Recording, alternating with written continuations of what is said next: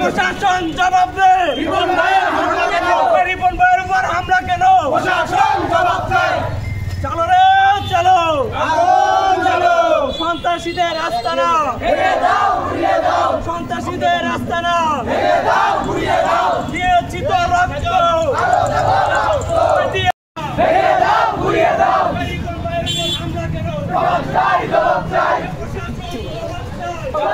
ঘোরাফেরা, সন্ত্রাসী কার্যক্রম এবং লাঠিসোঁটা দেশীয় অস্ত্র নিয়ে তারা মহড়া দিয়ে বেড়ায়।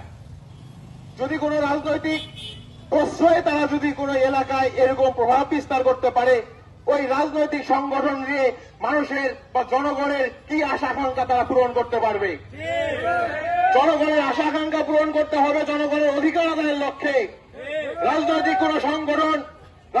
কোন সংগঠন এই মাদকের কারবারের সাথে যুক্ত হইতে পারবে?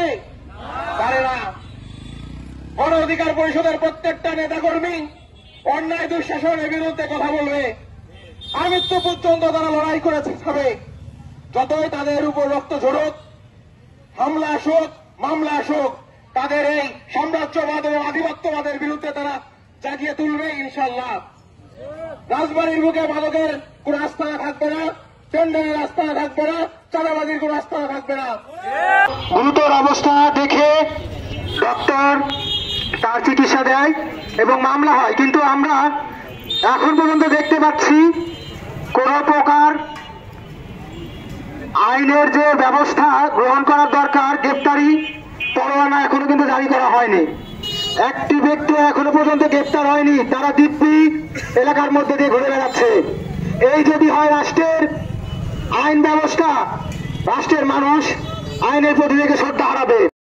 করার পরেও তারা যেইভাবে হামলা করেছে আমরা তার প্রতিবাদ জানাই এবং তখন আমরা উপস্থিত থাকা অবস্থায় তাদেরকে ঠেকিয়ে এবং তাদের সাথে একটা মীমাংসার সিদ্ধান্ত নিয়ে তাদেরকে মীমাংসা করে পাঠিয়ে দেওয়ার পরেও তারা পরপর আরো 2 দিন হামলা করেছে।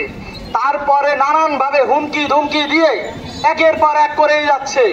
এলাকার মানুষ এটা অতুষ্ট, এটা একবার নয়, বারবার এইভাবে হামলা দামলা একের পর এক হয়েই যাচ্ছে। আর তারা মাদক পুরো এলাকা বিস্তৃত করে ফেলেছে।